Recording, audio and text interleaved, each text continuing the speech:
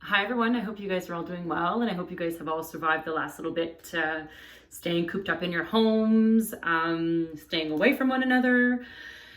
So last week I posted a video on some stretches that we could be doing for our necks to maintain the health of our cervical spine while we're working from home, because the majority of us will be working from home in the next little while with COVID-19 being on the rise.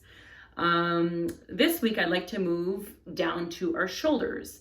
The reason why it's important to move our way down eventually is because our skeleton is very much like a chain. So if there's one hoop that's getting pulled, the other hoop gets pulled, the other hoop gets pulled. So like a chain effect or a domino effect that happens exactly in our body. So if we have tension in our necks with bad posture, what happens is that some of those muscles that are attached into the front of our neck, they also attach on some of the first and second rib, okay? So there could be some lifting of that first and second rib. It can also affect the alignment of our shoulder blade or scapula. Our scapula is one of the crucial bones that forms the shoulder girdle. So eventually there's a cascading or a domino effect that happens in the body when there's tension. So it's good to eventually, start from our neck and move our way down to the lumbar spine, which I will get to in hopefully in a few weeks. So today I just want to focus some very simple things that we can do for the front of our chest.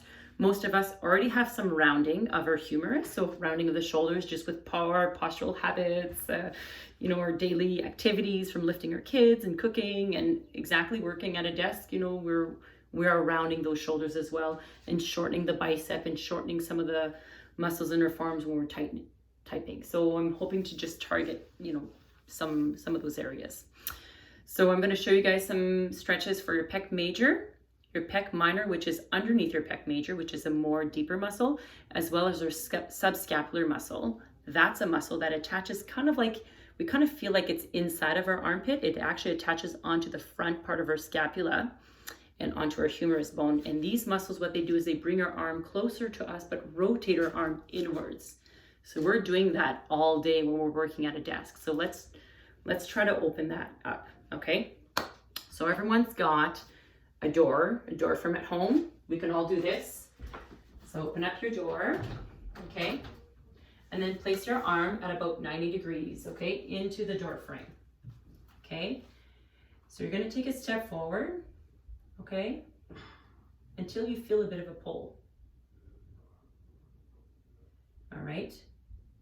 If you keep your arm at 90 degrees, we're getting more into the pec major muscle. So that's the more superficial muscle, and it's also the bigger muscle.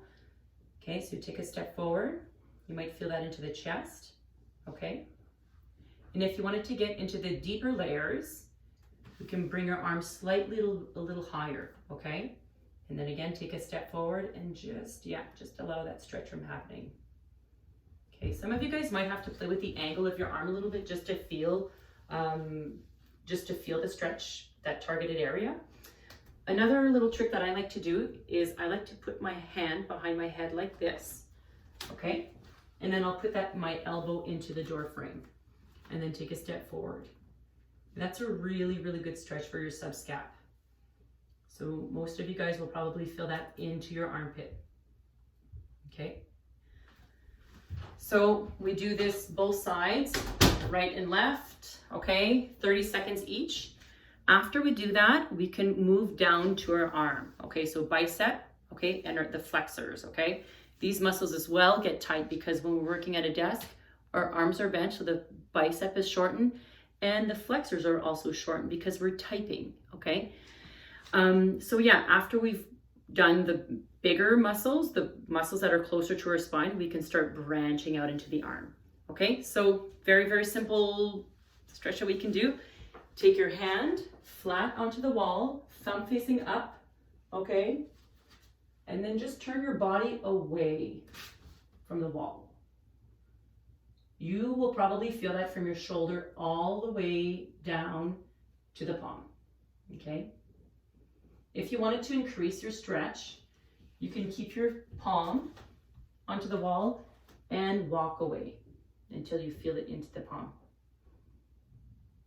That's pretty intense. I can feel that, but it's very good.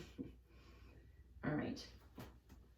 Just a little side note for some of you who are doing that, the stretch in the door frame, if you're getting pinching in the back of your shoulder blade, It's probably not for you. You're probably having some issues with your rotator cuff. And if you are experiencing that, please send me a message and I can show you guys some a variant. Yeah, so I hope these stretches are helpful for you.